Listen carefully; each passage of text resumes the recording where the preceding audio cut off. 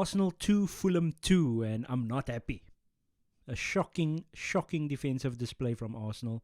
They dominate the ball, and there's not a lot of penetration. There's a lot of people that actually said that we've lost that intensity from our wingers due to the fact that we are unable to play the fullbacks of last season, so Ben White and Zinchenko. So yes, they were eventually on the field and things looked much better. Vieira came on, he was fantastic, but the errors continues to happen. So it's now not stopping. It's last season, Southampton, Bournemouth, early goals. Arsenal, the first team ever in the Premier League history to concede, is it 3 early goals? I don't know if it's first minute goals or first 3-minute goals, but 3 in one calendar year. And the defending has just not gotten better. It doesn't matter how much money you spend, the defending hasn't gotten better.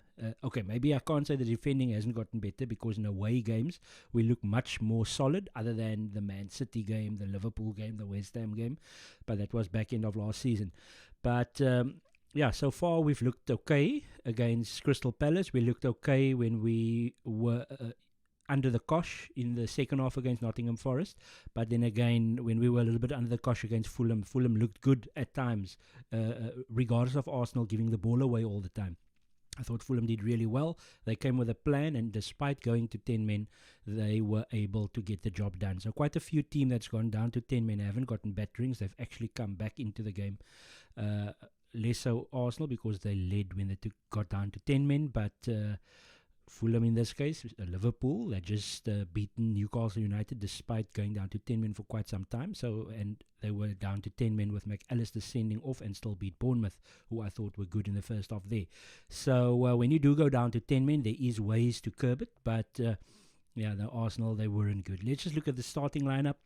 So obviously Ramsdale in goal. There's some murmurs that there could be a change in goal soon. Not that I think he was at fault really for either of the 2 goals, but it's not been a great year for Ramsdale. There's been errors, and obviously Raya is there now. But I'm not blaming him for the first goal. His footwork wasn't quite there, but he wasn't expecting. The goalkeeper plays high. He wasn't expecting that mistake from Saka.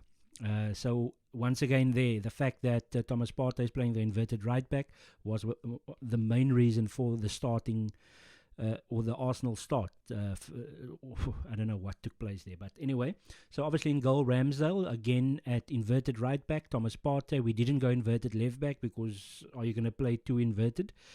So obviously at left back we had Kiwior, so yet another new, so it's the 4th different left back in a quick space of time. Gabriel again on the bench, so we had Saliba at left centre back, and then Ben White at right back. So we're basically playing a 3 when we don't have the ball, and then obviously Thomas Partey tucks in when we are defending.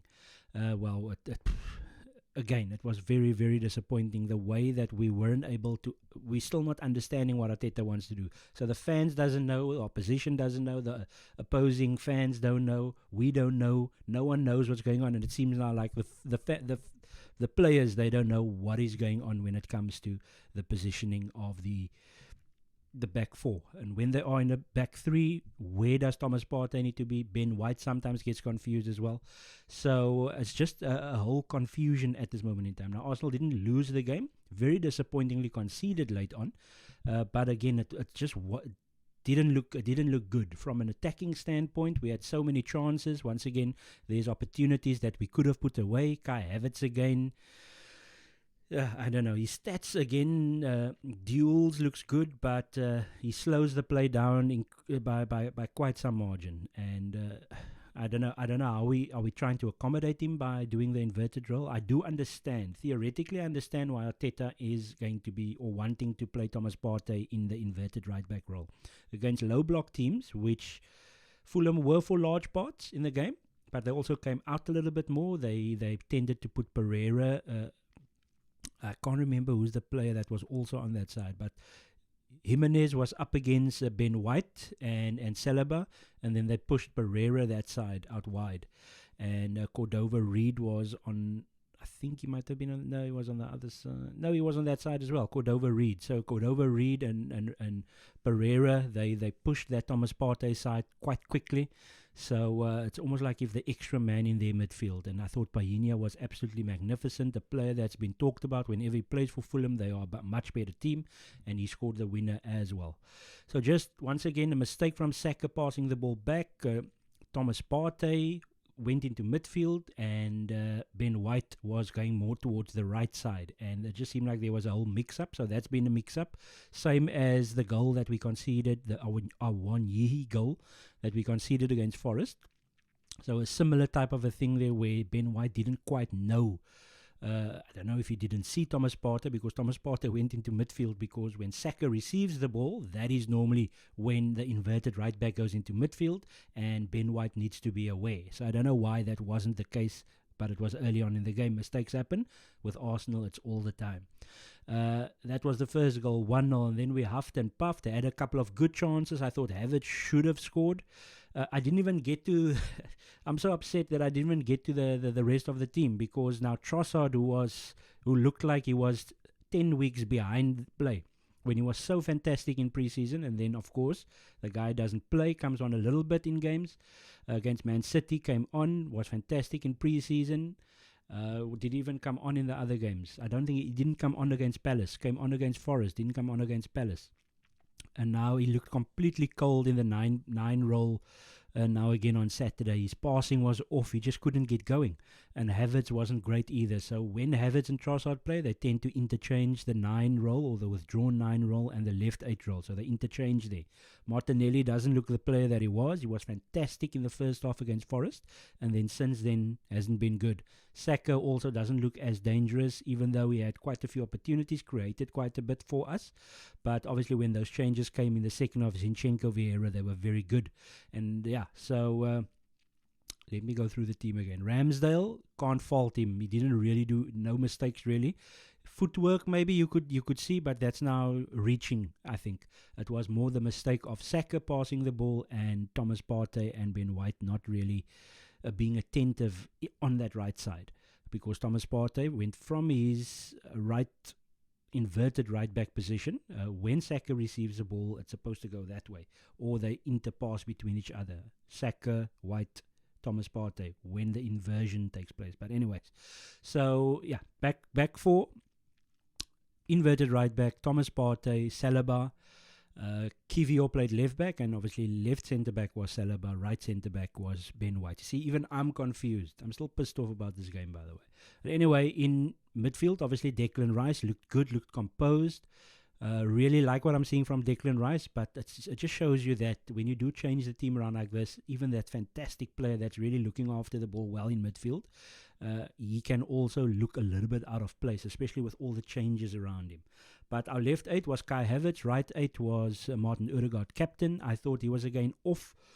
At times there was a couple of good opportunities in the box, and then he shoots over the top. So it just seemed like things it wasn't quite clicking in terms of from our left 8 and right 8/10 positions. The wingers weren't getting proper ball because of the change of system, and then obviously Trossard didn't really get the ball in positions where he can hit, and that's mostly due to the double pivot of, or let's say the 3 midfielders, Pereira, Pahinha, and I think it was Reed as well, that caused quite a stir in midfield. So there are 2 blocks of, well, it was 4 and 3.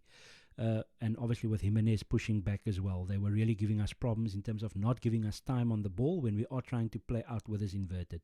But at times it seems like we were able to speed up play, and then there was nothing up front. So that was also a problem. So Saka, Trossard, Martinelli, they sound exciting, but with this whole change, it's not clicking. Odegaard, a couple of misplaced passes, and you have to also give Fulham credit as well at the end of the day, but Arsenal should be doing better.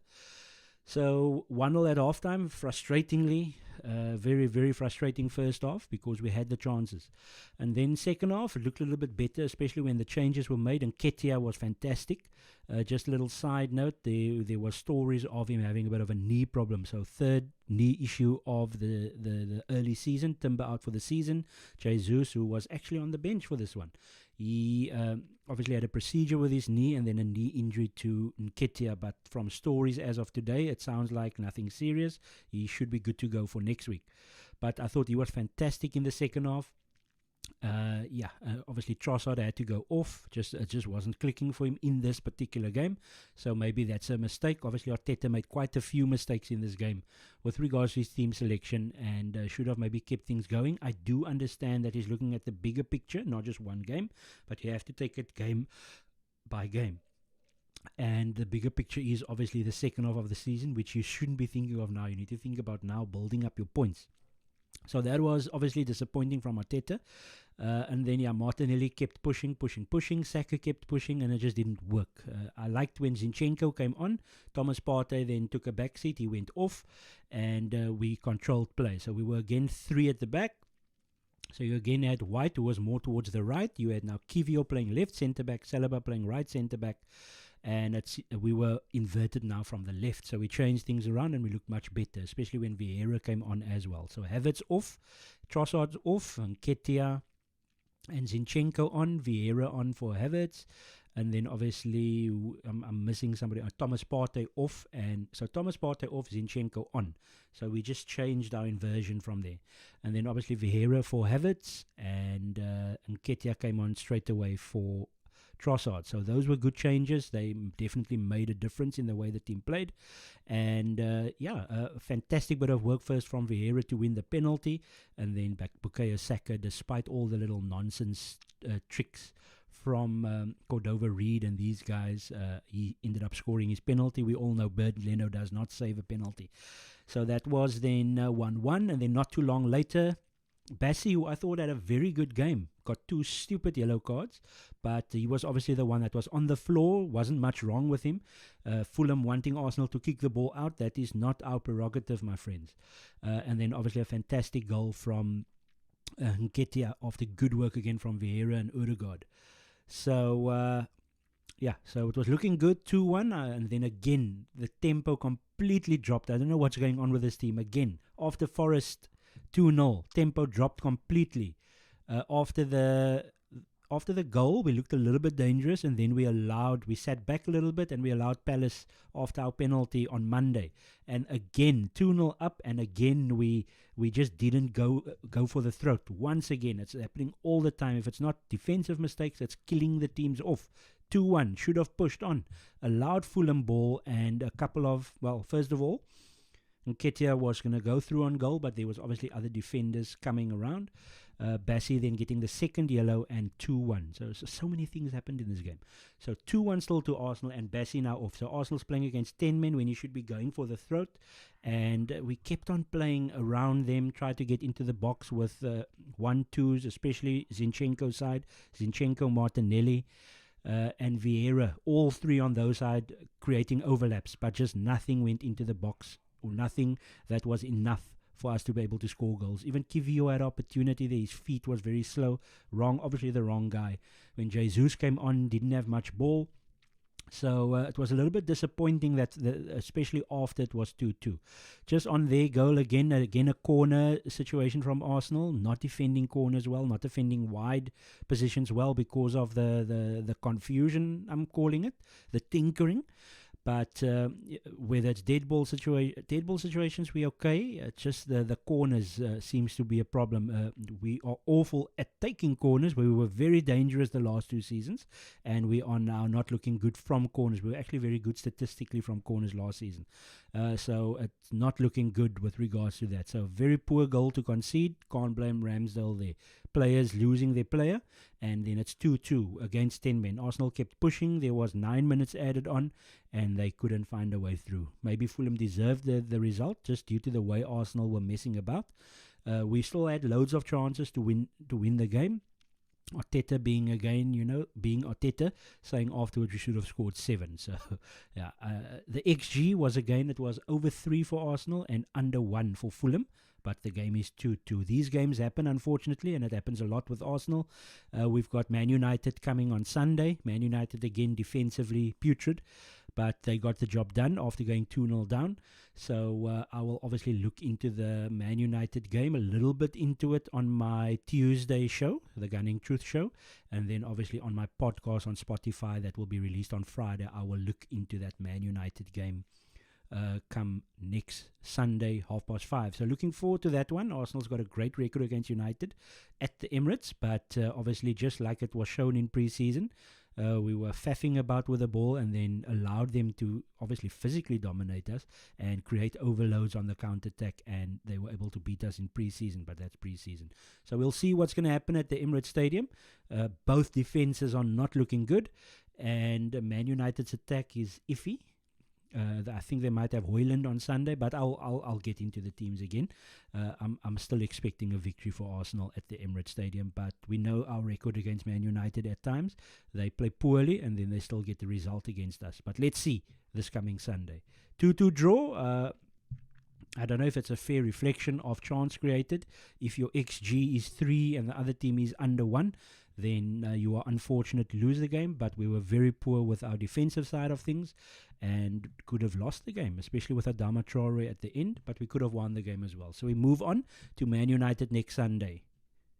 That's a thumbs down for this weekend for me.